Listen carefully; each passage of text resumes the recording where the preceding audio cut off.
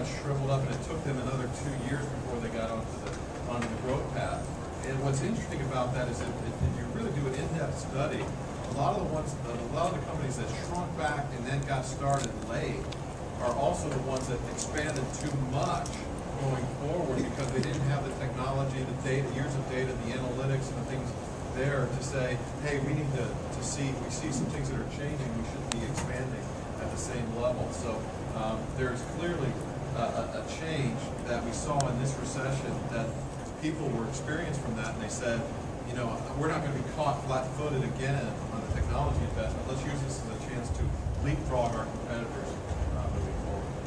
Thank you, Greg. You know, Mark, Greg answered the question that way. Is there another way to look at it? For example, might not technology initiatives be thought of in terms of, well, I don't really want a 2-year project anymore. I want perhaps to shorten that to a 1-year. Is there a way that the economic recession or the numbers that have come out have shifted thinking?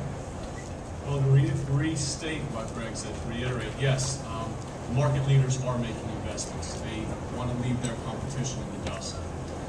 But they're looking at strategic investments. They want tools that'll help the associates become more efficient.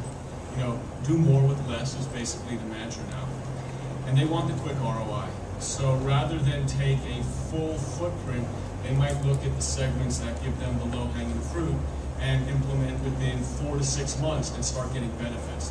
That's really the direction I'm saying. Okay, thank you. I'm going to ask my next question to Perry.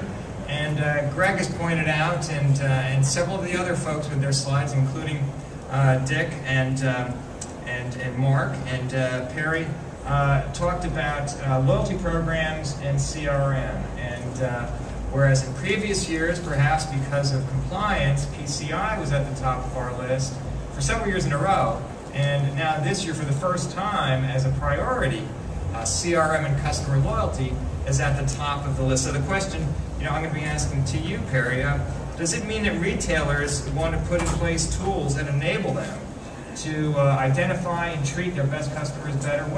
How do you interpret that top priority finding? Absolutely. I think retailers are focusing on customers more than ever. And it's also part of basics. I actually started out in a store right out of college. The first thing the store manager said to me is, you know, it's a lot easier to keep a customer than get a new customer, right? And it's basic 101 retailer. So you've got to focus on the customers you've got. You look at trying to expand loyalty programs, target selling to them, target promotions to them, as well as trying to build on your best customers that we talked about earlier with the Best Buy scenarios and those things. Right, to build on your best customers and you see huge growth. Secondly, actually interesting, just everybody think for 10 seconds.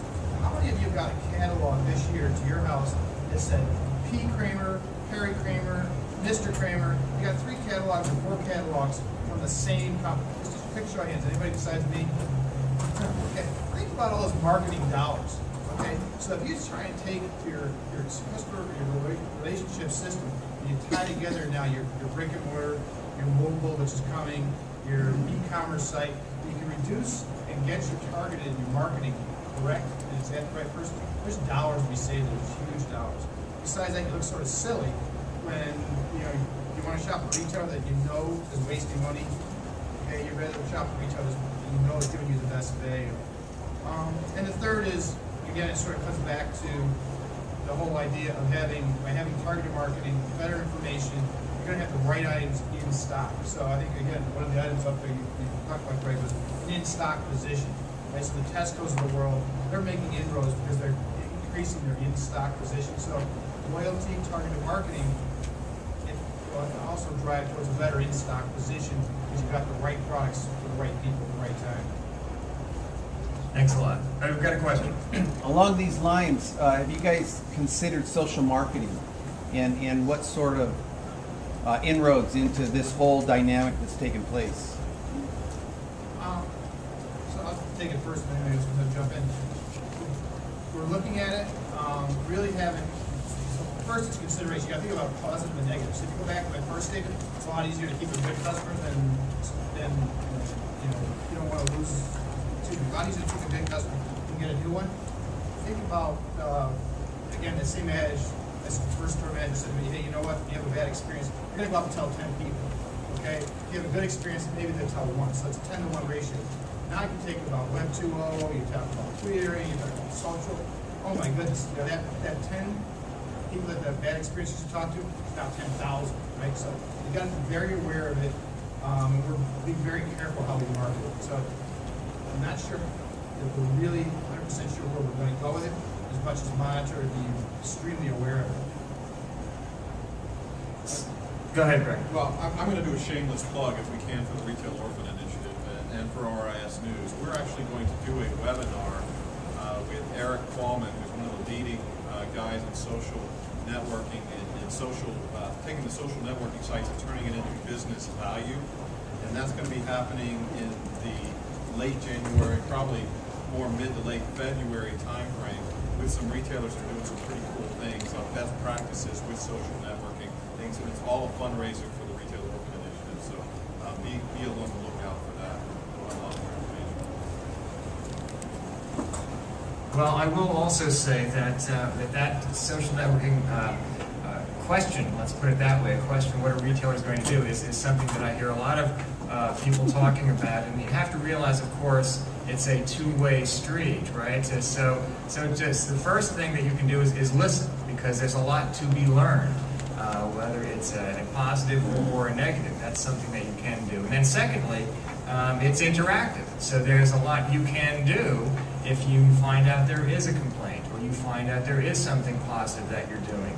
And one person I heard the other day came up with an interesting phrase. They're in a position where they're hiring twin turns to handle their social media. So it's a person doing their Twittering that's an intern, which is probably the right age for someone to be able to do that for you. So clearly it's a baby step. That's certainly not going to be a go-forward corporate strategy, but it's one good way to start, and there's no better time to start than right now. Now I'm going to ask Cy a question about POS. Now POS came up, Greg had a great slide about it. Is this the year where POS gets 40% replacement or 39, whatever it was? And probably not. He said it's going to be cut in half. But I will also say this, when we talk about the retailers that are the most admired, which is something Greg did recently, and did a polling slide on it, he actually took Apple out of the equation, because he just figured it would be 100%. You know, Apple is the most admired retailer. And one of the things Apple does, of course, is, right, they use their iPhone to do POS. You know, they don't do a printout. You get your receipt mailed to you. They do it right there. You take your bag, you go out. And so I found, you know, obviously that's a proprietary application. If you're a retailer, you can't go out and buy Apple's POS, but there are POS people that actually do that. I went to two this morning that actually have that available. One is been out for a year. It's actually in a store that's being used right now, and another one is demoing now and is going to be available in March. So how important is that? That's one of the things that's happening to POS. But Cy, the question I'm going to ask for you, to you is, and I do want Greg to follow up on that. Greg has come up with a theory, and I think it's a good one, that there is a logical order of upgrading. Once you upgrade your POS, you then think about other systems and other capabilities that are logical to add to your store systems. And I'm wondering if you could shed some light on that theory and how you think that plays out. Well, point of sale, of course, is the foundation on which everything goes forward. Because if you don't accurately, quickly collect the data and transmit it to your corporate systems, why bother? And that's the reason, part of the reason to upgrade compliance and so forth. But once you've done that and your systems do adhere to standards, you've got POSLog, for instance, which provides all of the data that is coming out of the point of sale. POSLog in arts feeds into all of the other systems through XML transactions, through the data dictionaries, through the data models. You've got the use cases. You know how to get your data into business intelligence.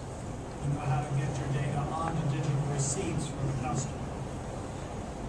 You know how to get the data back for returns management. It's the underpinning of data based on the standards of POSLOG, based on the standards of the data model and the data dictionaries and the test cases that give the business use cases for that data.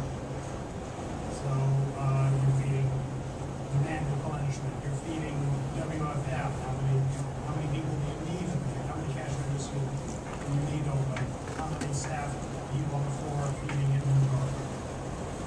So point of sale is just the starting point, and we want you to use it to feed into your other systems in an integrated fashion. That makes